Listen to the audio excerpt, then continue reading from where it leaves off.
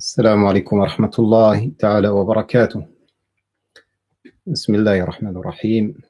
الحمد لله رب العالمين، وأفضل الصلاة وأزكى التسليم على المبعوث رحمة للعالمين وعلى آله وصحابته أجمعين. اللهم علمنا ما ينفعنا وانفعنا بما علمتنا وزدنا علما وفقها وعملا صالحا ترضى به عنا والحقنا بعبادك الصالحين. اجعل اللهم جمعنا هذا جمعا مرحوما وتفرقنا من بعده تفرقا ميمونا موفقا معصوما، ولا تجعل فينا ولا منا ولا من بيننا شقيا ولا محروما. اللهم ألهمنا السداد والصواب والحكمة وفصل الخطاب، وأرنا اللهم الحق حقا وارزقنا اتباعه، وأرنا الباطل باطلا وارزقنا اجتنابه، ولا تجعله ملتبسا علينا فنضل، واجعلنا للمتقين إماما. واهدنا اللهم لما اختلف فيه من الحق بإذنك، فإنه لا يهدي لما اختلف فيه من الحق إلا أنت، إنك تهدي من تشاء إلى صراط مستقيم. Alors, bienvenue à toutes et à tous au sein de la chaîne de YouTube de la Maison des Savoirs.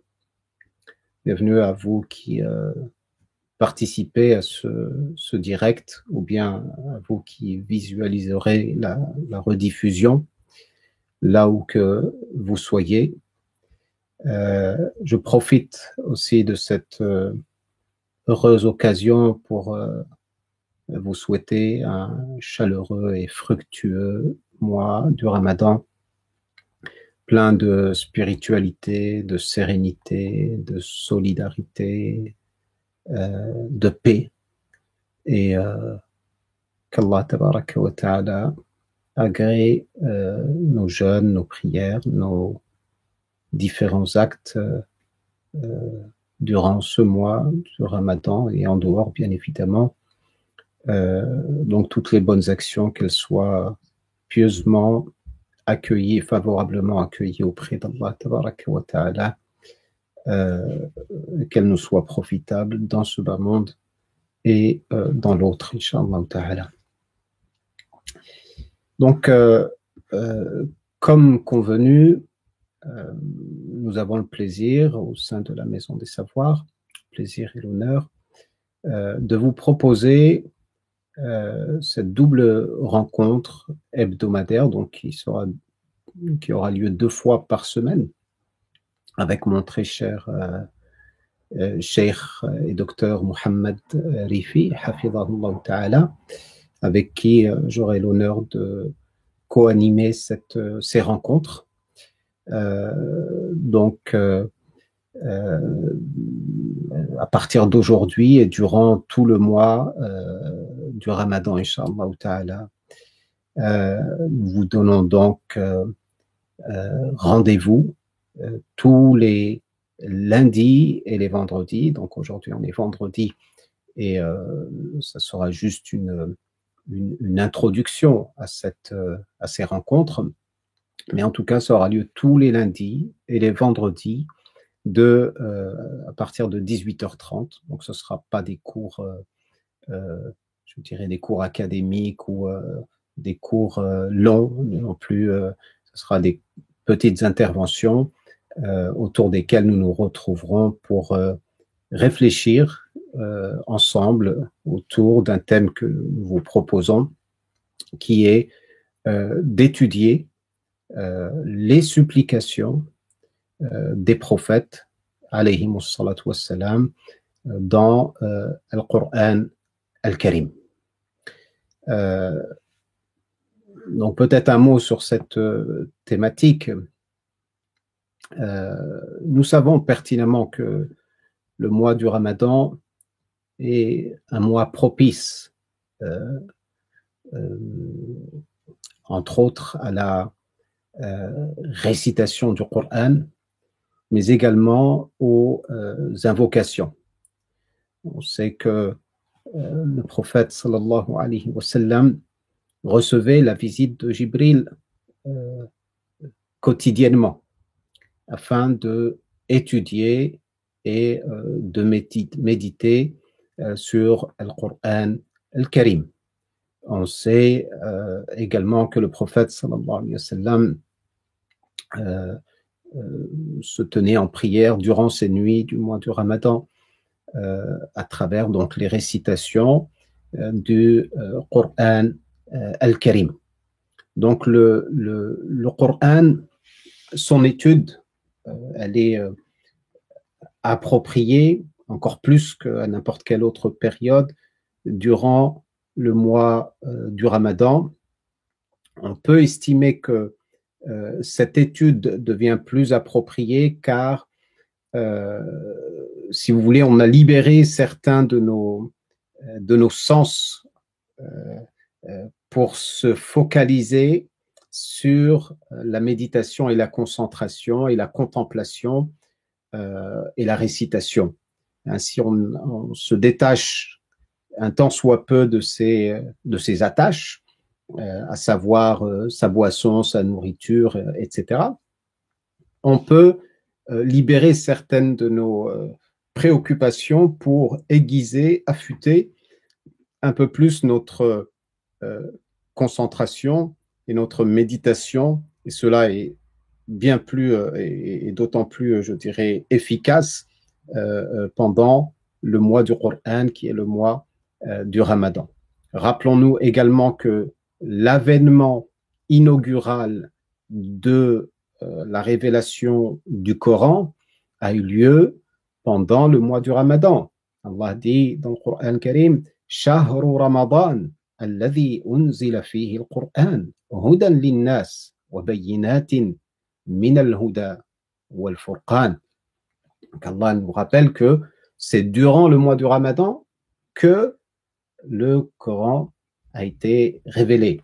Il rappelle également dans une sourate tout entière, Inna anzalnahu fi laylatil qadr. Nous l'avons certes révélé durant la nuit grandiose qu'on appelle communément la nuit du destin. Et par ailleurs, nous savons que le mois du Ramadan est un mois propice aussi aux invocations.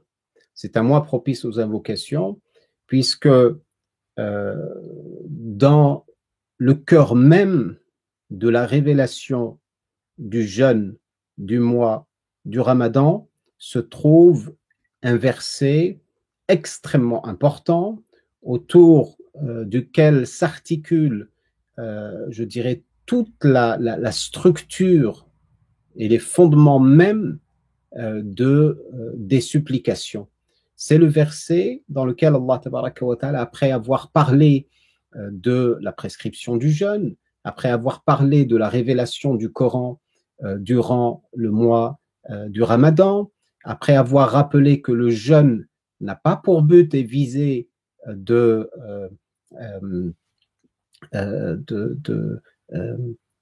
rendre cette pratique difficile pour les fidèles, les croyants et les croyantes, mais que Dieu veut pour nous la facilité, il ne veut pas pour nous la difficulté.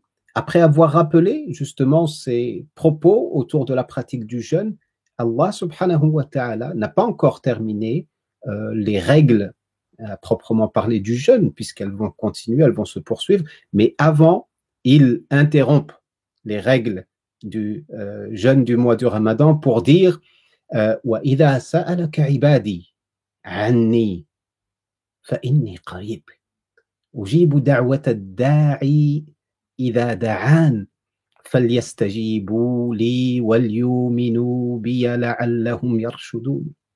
Allah subhanahu wa ta'ala dit donc, et lorsque mes serviteurs t'interrogent à mon sujet, je suis tout proche. Je suis tout proche. Allah tabaraka wa ta'ala nous dit clairement, lorsque tu cherches Dieu, en réalité, il n'est pas très loin.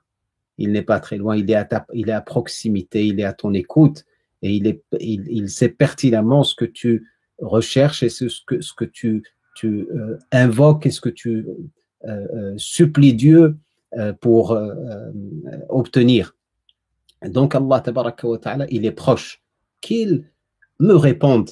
فَلْيَسْتَجِيبُوا لِي, et qu'ils croient en moi, وَلْيُؤْمِنُوا بِي لَعَلَّهُمْ يَرْشُدُونَ. Peut-être trouveront-ils la droiture du chemin. Donc le verset en question est là au cœur de la révélation coranique de la prescription du jeûne. Et puis, nous savons également dans la tradition du prophète Mohammed sallallahu alayhi wa sallam que le jeûneur a une invocation qui est exaucée. Et cela tous les jours, sans aucune exception. Il a un dua exaucé durant le mois du Ramadan. Chaque jour de ce mois, vous avez la possibilité d'adresser vos demandes, vos supplications à Allah tabaraka wa ta'ala à un moment crucial et un moment déterminant. Quel est donc ce moment? Eh bien, c'est le moment de la rupture du jeûne. Comme a dit le prophète sallallahu alayhi wa sallam, لِلصَّائِمِ دعوة لا ترد عند فطره أو كما قال رسول الله صلى الله عليه وسلم. Le jeûneur a une invocation qui n'est pas refusée, qui n'est jamais rejetée, c'est au moment où il va rompre son jeûne. Et voyez-vous, ce moment en réalité est au moment où la nourriture devient licite. La nourriture devient licite, eh bien, quand on a été privé de nourriture, de boissons pendant une longue journée, plusieurs heures durant, eh bien, on voudrait bien apporter quelques énergies à ce corps afin de lui redonner quelque part vie, afin de lui redonner sa vivacité. Mais quand le prophète sallallahu alayhi wa sallam nous dit cela en réalité, il nous dit que les invocations sont exaucées à ce moment-là, il est en train de nous dire quelque part, ne soyez pas distraits par l'appétence que vous avez pour la nourriture, le désir de vouloir manger qui est, je dirais, mérité, qui est naturel, qui est, somme toute, compréhensible et naturel chez l'être humain. Cependant, le prophète sallallahu alayhi wa sallam nous dit, ne passez pas à côté de quelque chose d'important. En même temps que vous allez rompre votre jeûne, que cette rupture du jeûne ne vous rompe pas le lien qui vous lie à Allah tabaraka wa ta'ala, à savoir qu'à ce moment précis, on peut être effectivement attiré par la nourriture, surtout quand on voit la table qui est posée, etc. Eh bien, ce moment précis est un moment qu'il ne faudrait pas gâcher. À tout le moins, réserver quelques instants pour lever ses mains vers le ciel, tendre ses mains vers le ciel, remplir son cœur d'espoir, demander à Allah tabaraka wa ta'ala d'exaucer chacune de vos invocations est un moment extrêmement important. Et chose remarquable également, c'est que durant le jeûne également, où on est invité à nous nourrir, on se nourrit aux deux extrémités de la nuit, donc au début de la nuit et à la fin de la nuit. Le début de la nuit, c'est au Maghreb, au coucher du soleil. Au coucher du soleil, nous sommes invités à rompre le jeûne avec un repas, le repas de le fitr. Et à l'autre extrémité de la nuit, c'est juste avant l'aube. Donc le waqt as-sahar, c'est là où on va prendre le repas qu'on appelle le sahur. Donc ce repas-là, il est aussi recommandé de le prendre, repas, quand je dis repas, ça peut être une collation, ça peut être un petit déjeuner ou autre. Eh bien, à ce moment précis, également, les du'as sont exaucés. Les du'as sont exaucés. Et cela, indépendamment du fait que l'on soit pendant le mois du Ramadan ou en dehors du mois du Ramadan, c'est systématiquement tout au long de l'année que c'est comme ça. Ce moment précis, c'est-à-dire ce moment où la plupart des gens sont, je dirais, dans l'ivresse du sommeil ou attirés par les profondeurs du sommeil, eh bien, à ce moment précis, Allah tabaraka wa ta'ala, comme nous l'a dit le prophète sallallahu alayhi wa sallam, appelle, il descend dans le dernier tiers de la nuit et demande, y a-t-il des gens à qui souhaitent que je leur exauce leur doua? Y a-t-il des gens qui recherchent mon pardon? Y a-t-il des gens qui recherchent ma miséricorde? Y a-t-il des gens pour me demander quoi que ce soit? C'est-à-dire qu'Allah tabaraka wa ta'ala, c'est lui qui est en train de nous appeler. Il est en train de nous appeler pour l'invoquer. Vous voyez la miséricorde d'Allah tabaraka wa ta'ala. Eh bien, ce moment précis, en fait, on se lève encore plus pendant le mois du Ramadan. Donc, on se lève durant le mois du Ramadan. Dans quel but? Généralement, le but avoué ou inavoué, c'est pour le repas. C'est pour le repas et c'est pour se renforcer. Et c'est tout à l'honneur du jeûneur que de prendre ce repas pour se renforcer durant la journée. Car le, le, le jeûneur se fortifie dans le but de servir Allah tabaraka wa ta'ala, dans le but d'être, je dirais, plus appliqué dans ses adorations. Et l'adoration avec un A majuscule, ce n'est pas simplement le jeûne, mais c'est toutes sortes d'adorations, que ce soit des actes de dévotion, voire même être au service de son prochain, c'est aussi un acte d'adoration. Eh bien, cet esprit-là, effectivement, est une très bonne chose que de se nourrir avec cet état d'esprit. Mais il y a aussi un moment spirituel à côté duquel on ne doit pas passer. C'est le moment de l'invocation, c'est le moment de la supplication.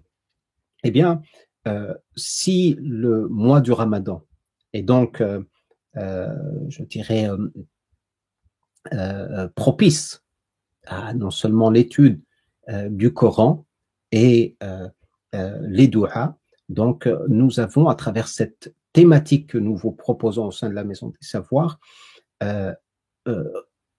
rempli quelque part certains de des éléments de ce double objectif qui est donc à travers l'étude du Coran axée sur des séquences de la vie de certains prophètes alayhimus salatu wassalam, et en même temps s'intéresser à si vous voulez leurs invocations parce que leurs invocations est empreinte d'une très profonde spiritualité et ils savaient comment s'adresser à Allah tabaraka wa ta'ala. Nous savons que les prophètes, de manière très générale, sont des modèles d'inspiration en tout genre, et particulièrement dans leur dévotion et dans leur supplication. Vous savez que Allah subhanahu wa ta'ala a cité dans la sourate Al-An'am 18 prophètes, pratiquement les uns après les autres. Et juste après avoir cité des éléments de certains de ces prophètes, Allah dit à son prophète Muhammad sallallahu alayhi wa sallam, qui reçoit donc cette révélation, il lui dit Ulaika alladhina hadallah fabihudahu muqtadi. Voici ceux que Dieu a guidés. Ces gens-là, ce sont des gens qui sont dans le droit chemin. Ces gens-là, ce sont des gens qui inspirent le respect. Ces gens-là, ce sont des gens et des modèles d'exemplarité à reproduire dans ta vie, ô Muhammad sallallahu alayhi wa sallam. Et donc, conforme-toi à cette exemplarité. Si ces modèles demeurent des modèles d'exemplarité pour le prophète Muhammad sallallahu alayhi wa sallam, que devrions-nous dire? Que devrions-nous dire? Est-ce qu'il ne faudrait pas nous-mêmes nous en inspirer? Est-ce qu'il ne faudrait pas nous-mêmes tirer des enseignements de ces récits? Vous savez que le récit dans le Coran Karim occupe une place prépondérante, si grande que il nous est demandé de tirer des enseignements. Il nous est demandé de prendre exemple sur eux. لَقَدْ كَانَ فِي قَصَصِهِمْ عِبْرَةٌ. Il y a dans leur récit des leçons, il y a des enseignements à tirer de tout cela. Et donc, à partir de là, nous avons dans l'exemplarité des prophètes de manière très générale, mais particulièrement dans les invocations et les supplications. Vous savez, nous passons tous dans notre vie par un lot d'épreuves. Les épreuves arrivent et fluctuent comme une sinusoïdale de temps à autre. Et elles se répètent, ces épreuves. Et la phase par laquelle nous passons actuellement et que nous traversons actuellement est une des phases des plus, je dirais, en tout cas, elle illustre parfaitement cette loi divine de la mise à l'épreuve. Mais vous savez que si nous passons, nous autres, par des épreuves, nos épreuves ne sont rien comparées à celles des prophètes, alayhi salatu wassalam. Car le prophète Muhammad, alayhi salatu wassalam, a dit أشد الناس بلاء الأنبياء ثم الذين يلونهم ثم الذين يلونهم ou bien فالأمثل فالأمثل ou bien الأمثل فالأمثل. Il dit donc les plus éprouvés parmi les serviteurs de Dieu, ce sont les messagers de Dieu, ce sont les prophètes de Dieu. Les plus éprouvés parmi les serviteurs de Dieu, ce sont les messagers de Dieu. C'est-à-dire que nos épreuves, quelle que soit la dureté, quelle que soit la difficulté, quelle que soit je dirais le climat, la lourdeur, les ténèbres qui nous semblent surplomber notre atmosphère et peser comme une chape de plomb sur nos têtes et sur nos épaules, eh bien, cela reste, je dirais, dérisoire par rapport à ce qu'ont vécu ces hommes de Dieu, ces prophètes de Dieu, ces messagers de Dieu, alayhimus salatu wassalam. Et pour se faire une idée un peu plus, je dirais, précise de cela, Allah tabaraka wa ta'ala a révélé une sourate. Qui s'appelle la sourate Les Prophètes. Les Prophètes, c'est la sourate 21 du Coran al-Karim. Eh bien, dans cette sourate, nous avons des séquences qui se suivent les unes après les autres, dans lesquelles sont évoqués certains épisodes, certaines phases, certaines difficultés traversées et endurées par les nobles et saints messagers d'Allah tabaraka wa ta'ala. Et vous savez, chaque fois, pratiquement, c'est pour ça que je nous invite à lire et relire cette sourate, la sourate Al-Anbiya, dans laquelle, effectivement, nous est rappelé quelques-unes des épreuves qu'ils ont dû endurer et surtout, comment ils se sont adressés à Allah tabaraka wa ta'ala. Comment ils se sont adressés à Allah? En fait, ils ont développé ce qu'on pourrait appeler l'art de la supplication. L'art de la supplication. Et cet art, eh bien, on pourra effectivement le tirer du Coran al-Karim, de la sunna du prophète sallallahu alayhi wa sallam, et à travers donc l'exemplarité de ces messagers alayhi wa sallam. Donc, si tu traverses des épreuves, relis la sourate al-Anbiya.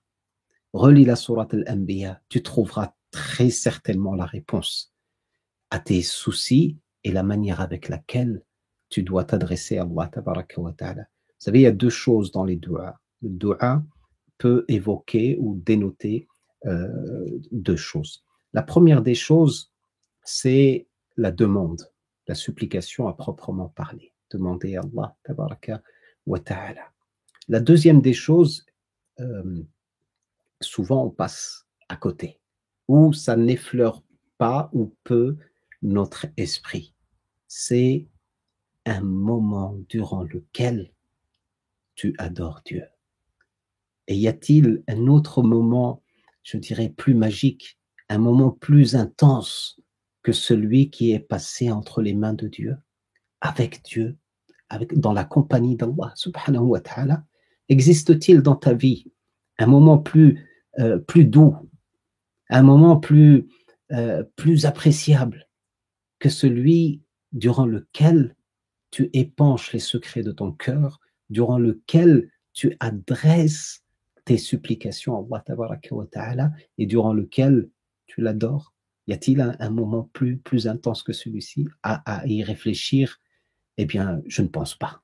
À y réfléchir profondément, on ne pense pas trouver un moment plus fort que celui-ci. Et quand je dis l'adoration de Dieu, c'est toujours avec le grand A majuscule, qui dépasse le strict cadre simplement d'une adoration, à savoir une prière ou bien autre. Eh bien, l'adoration de manière très générale, quand on en est conscient, ça veut dire qu'on est avec Dieu. Il n'y a pas de moment plus intense que celui-ci dans notre vie, que celui d'être avec Allah tabaraka wa ta'ala. Dans la dua, il y a deux choses, la demande, mais l'adoration aussi.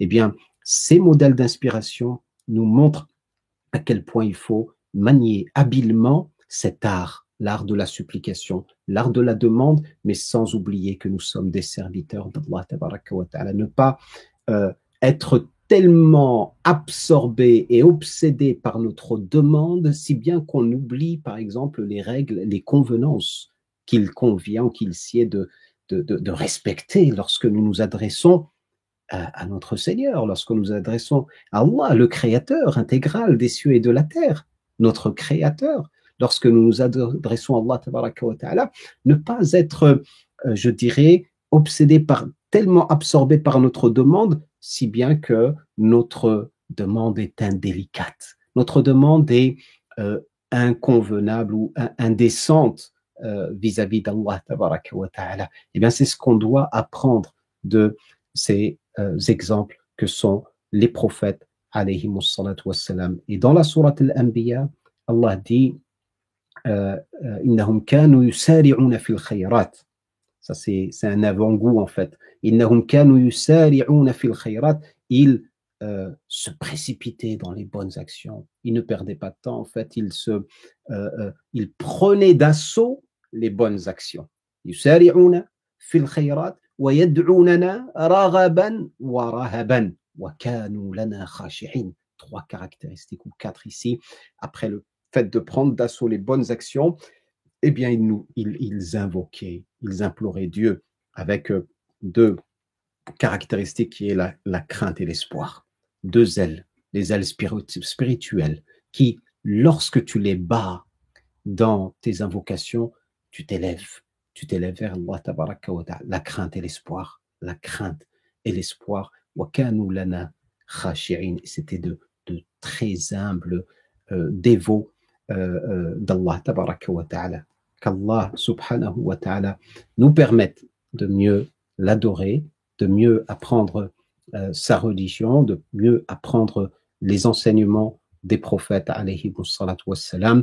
Donc voilà pour ce propos introductif à ces rencontres donc, qui auront lieu le lundi et le vendredi à partir de 18h30 en espérant pouvoir nombreux et nombreuses participer donc à ces rencontres. Qu'Allah tabaraka wa ta'ala agrée nos jeûnes, nos prières, nos actes et qu'il fasse que nous nous maintenons dans la voie de ces messagers alayhimus salatu wassalam et surtout de notre messager, de notre prophète Muhammad sallallahu alayhi wa sallam. Wa barakallahu fikum wa sallallahu wa sallama baraka ala nabiyyina Muhammadin wa ala alihi wa sahbatihi ajma'in. Subhana rabbika rabbil izzati amma yasifun wa salamun ala al-mursalin walhamdulillahi rabbil alamin. Wassalamu alaikum wa rahmatullahi wa barakatuh.